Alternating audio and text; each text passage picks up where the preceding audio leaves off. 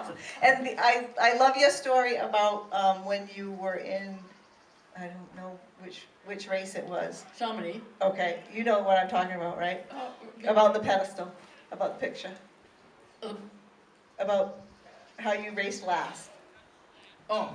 Can you tell that from the top? Why I actually got my medal finally? Yeah. Yes, okay. Well, I've been racing all year. In Squaw Valley, I didn't get to race all the events because there was some political issues there. So, but by 62 for the World Championships, which is, it's the same as the Olympics, but it doesn't have the other events. In other words, it's an Olympic race, but without the other events. So anyway, all year I'd finished in the top 10. And at that time in ski racing, they took the top 15, and because the courses got worse as time went on, and so you wanted to race in the first 15 because the course was going to be the best. And so then it might get ruddy or a little chunky or whatever later. And so I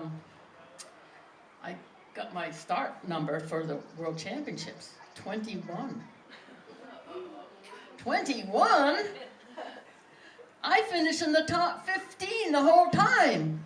And so I got at the start and I thought to myself, I'm going to show those guys. I'm going to show them that I should have been in that top 15.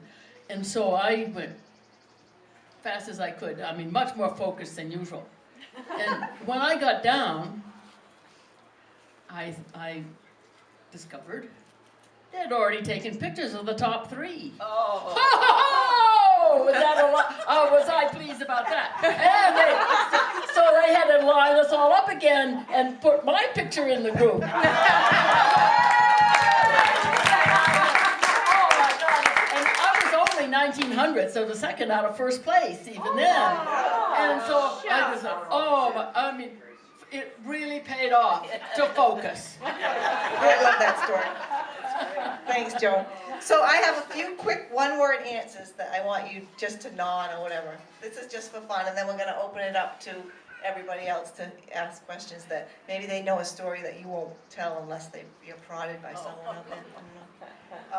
One-word answers. Have you ever had a hole-in-one at Profile? Yes. Judy? Okay. Judy? Yeah. All right. What hole? Have you? No, number 18, and then 6-iron. No. On a sunny day, with wind blowing. I hit the pin once. All right, but good. it didn't go in. No. Doesn't count, Joan. I know. Your best score for 9 holes, Judy. I think I'm a 37. Ooh. Phoebe. My best hole for 9 holes. Best score. Yep. Probably around 51. Okay. Yvonne. I think I broke 50 a couple times. Good. But I can't. Joni. I think I got a 44 one. Nice. Okay. That's my goal. I'm just trying to figure out what I got to do next week. How many golf cart incidences have you been involved in? I know Yvonne was in one big one. No? A sand trap? Oh, BB. Yeah, It was baby. BB, sorry. When I was actually I was pulling, I think I just got a ride with Yvonne. Veronica. Yeah, Veronica. Went like a bat out of hell. And her driving that golf cart, I mean, was taking your life in your hands. Anyway, we're on 4. Yeah, 4. And driving down the hill over the bump, you know, the Bennick bump. And she goes down the hill as fast as she can. And I said, Veronica, I think there's a rock or a stump or something right down there. She goes, oh. Up we went on that stump. You know the one down at the very bottom? And it probably was about that high. And we went just crashing right on. We sat on that stump. I think they had to get whatever one of those machines is to get it out, probably a tractor or something, to get that golf cart out. But That was Veronica. that was Veronica. Oh man, what a driver! Even in the car. Oh, yeah. Yeah, she was a great driver in the car. Yeah. But that, I got more than one. Because I don't like to take a cart, and I forget that there are stumps, and when you get on top of a stump, the wheels spin. But Yes, they I do. went slowly on the stuff. And then Wayne came out with the Kubota, I think, to pull me off. All right, a couple quick fire ones. How many car accidents have you been in? Oh. Call it one. I had one. Oh, well, I am backing up. Okay. Just curious.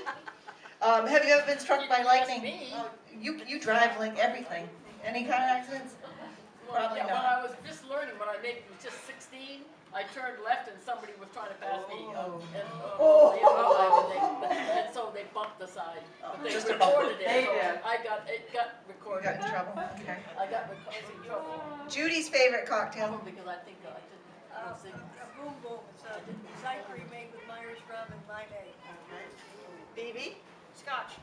What are we talking about? Favorite cocktail. This is supposed to be quick fire. It's not going very well. You're doing great. Quick fire. A Yvonne special, which is bourbon, orange juice, and club soda. Okay. Favorite movie? Oh, Joan, sorry. She doesn't drink. White wine. You already Okay, I've took my seen. picture. And if it's a really hot day doing haying in the fields, it's a nice cold beer. Ah, there you go. All right, Joan, favorite movie? I don't know. Okay, skip you. Yvonne? Oh, so many. All right. Yeah, me too. So many. Too many. Sound of Music. All right.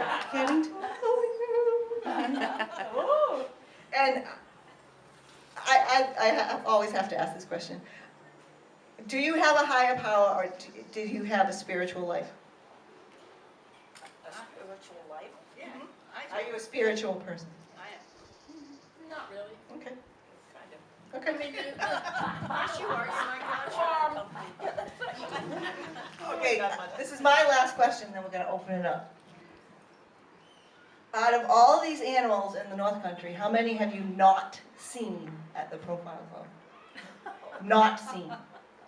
A wild turkey, a moose, a deer, a porcupine, a hummingbird, a bald eagle, a skunk, a beaver, a black bear, a fisher cat, a gray or red fox, a coyote, a raccoon, or a Canadian lynx. All possible to be sighted here. well, I What think have you never seen? Might as well have the list again because I can't remember that. That's another fail. Okay. So what you have seen. So now we'll open it up to anybody that wants to come up, or I might reach to ask a question. I just have a question for Joni. Aside from farming, wasn't your dad part of snow engineering? Yes, he started Tell it. us what snow engineering is. Snow engineering, my father, well, he walked up Moosalaki and a lot of trails and helped put some trails in a long, long time ago, and then did some out of Waterville Valley. And then in the mid-50s, he worked quite a bit on Cannon, and then he did, in the early 60s, he did both Waterville and Loon, and then he did over 250 other ski areas, so he started snow engineering. And so he's, one of the pictures I have over here is him working on Polly's Folly, which was in the 50s, and he is winched to another, it's so steep, to another snowcat, so he can't slide down the mountain. And there's a picture of him on the snow, on the bulldozer over there on the. Joan, didn't you graduate from Dartmouth? Yes. Yeah. Then he went to McGill, but that's where he decided he wasn't going to continue medicine. He was going to be a skier. He thought that was a little too much. And Joan, didn't you say Polly's Folly is named after your mom? Yes. Yeah. I even made him change the name. They had it P-O-L-L-Y, and that's not the way she spells it. Yeah, I said, if you're going to name it after you, better spell it right. And they changed it. Sell's Choice in Waterville Valley. Yes, and Hannah's Bypass at Loon. And you, Joan, Well, what- wasn't your father in the 10th Mountain Division? No, he was not. He taught some Georgia troops that had never skied in Alta, along with a bunch of other skiers. But they both places knew each other. But they had a little bit of a fight as to whether it was better to teach people who had never skied and thus didn't have bad habits, or to try and improve the skiers or the people in the 10th Mountain who had already skied but maybe didn't have such good habits. But there was always an argument as to which was the better.